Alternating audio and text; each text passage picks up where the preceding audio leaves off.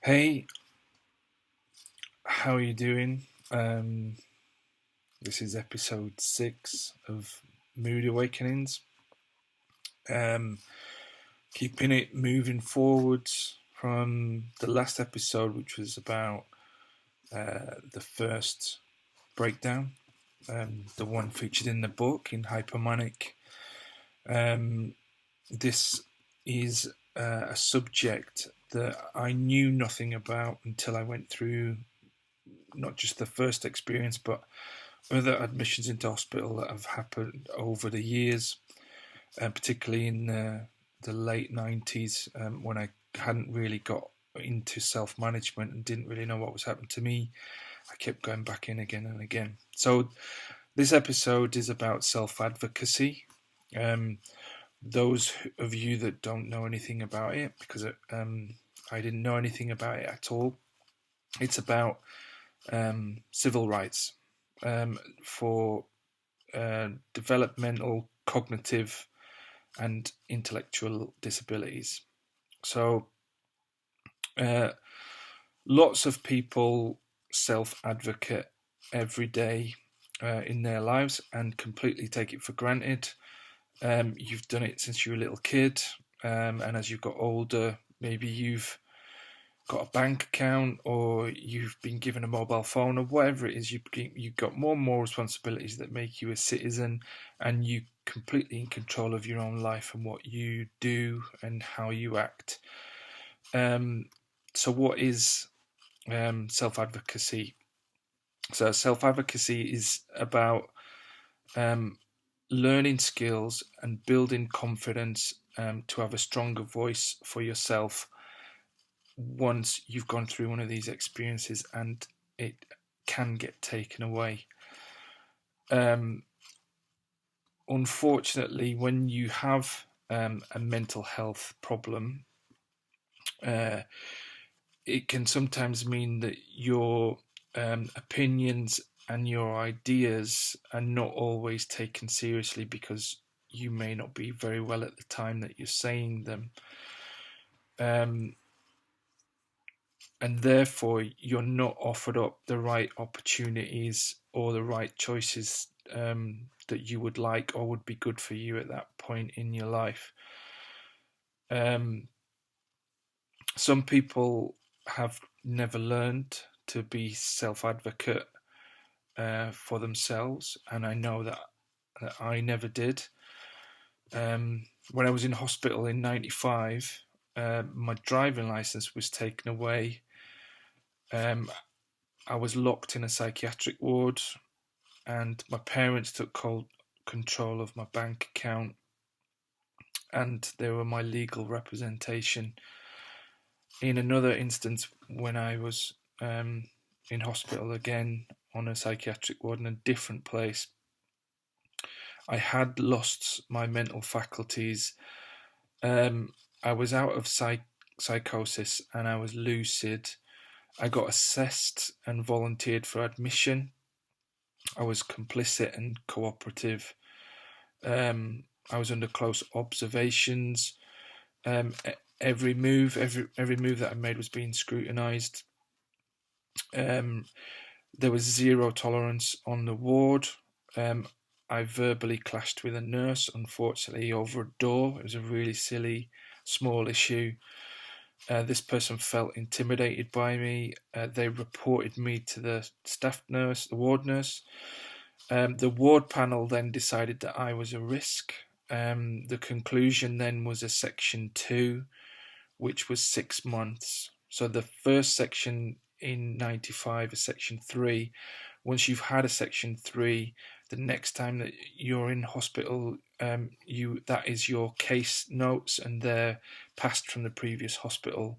So instead of going for just a 28-day section, you are put straight onto a 6 months one, which was absolutely devastating for me and my family.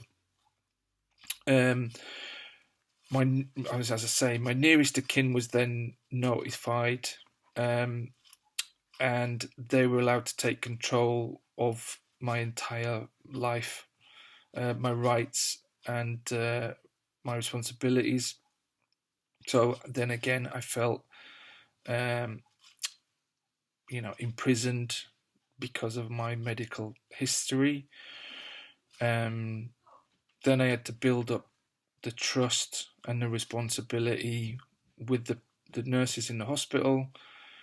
Um, I requested self-advocacy to support myself.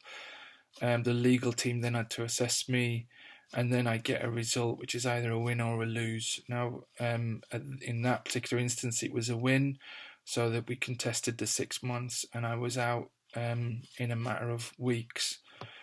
Pretty traumatic experience all round, and I wouldn't recommend it to anyone. If you're not able to get support from an advocacy service during these periods, because there are services that want to represent you, there's occupational therapists and all of that sort of stuff, then get it from friends, get it from family. They can be advocates for you if you want them to, and that can help you feel a bit more reassured and supported by them. The unfortunate thing with that is, as well, is sometimes your family can, if you're not well, your family can then declare that they want to take control, and this can cause so much heartache and grief if you feel like you are well and they're deciding that your behavior is that you're showing that you're not well. And you can imagine how blurred those lines can be. It's terrible, very difficult part of living with a condition such as bipolar. So when they're supporting you when you're in hospital, they can help discuss treatment options with you, and they can help you find information, help you sort out your appointments. They can make phone calls and write letters for you. They can encourage you, and they can help you feel more confident about making decisions for yourself and getting better self-esteem, which is hugely important on the journey back to wellness. They can act as your attorney, as I've mentioned before, if you appoint them under a lasting power of attorney. They don't have to be a lawyer to do this, but they do have to be over 18 and someone that you trust to make those kinds of decisions for you, because it's a huge responsibility. And also, if you lose capacity to be not just conscious but to be yourself, then it's a huge vulnerable position to be in. Being a self-advocate is important because you need to be careful not to let other people make decisions for you and take control of your life.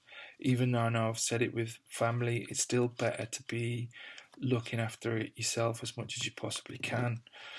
As I say, you might be struggling from self-esteem. You in those situations, you need to assert yourself calmly.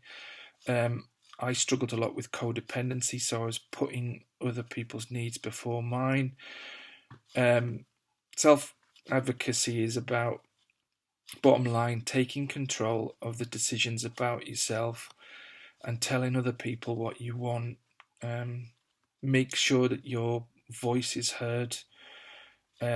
Make your own choices on the recovery journey, and regain a sense of self-control by successfully advocating yourself. And then that gives you back some hope and self-esteem that you totally need towards the recovery the journey that you need to go on towards your recovery. So really quickly, finally, some 10 steps to being an effective self-advocate. You must believe in yourself. Believing in yourself means you're aware of your strengths. You know that you're worthwhile and willing to take good care of yourself. You need to know your rights.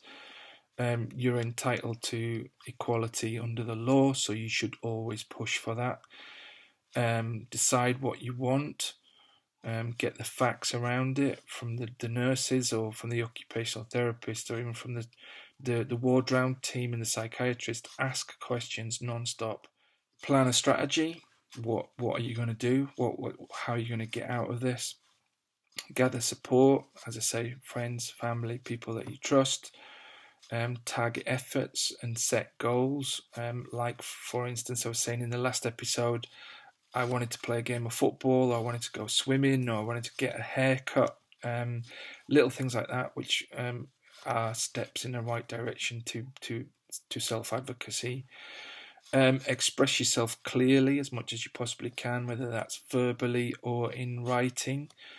Assert yourself calmly, as I said before. Don't get into any spats with people. I know it's an emotional thing and it can be passionate and you can feel very strongly about it, but you must be respectful to others and be calm as much as you possibly can. But be firm, be persistent, don't give up, keep after what you want, and follow through on what you say. Dedicate yourself to getting whatever there is that you need for yourself. And finally, repeat this affirmation in your head as much as you possibly can. I am unique and I am a valuable person. I am worth the effort it takes to advocate for myself, to get what I want and need for myself, to protect my rights, and to insist on others to treat me well. This is hugely important that you don't forget that, because you're entitled to be in control of your own resources and how they are directed. So I hope that's brought something to light that you possibly didn't know about before, because I didn't. I wish someone had have told me before I actually got to find out, because it's hugely important from a legal standpoint, and just from human rights, feeling free. These are things that we all deserve, are important. So thanks very much, and I look forward to seeing you next time. Take care and all the best.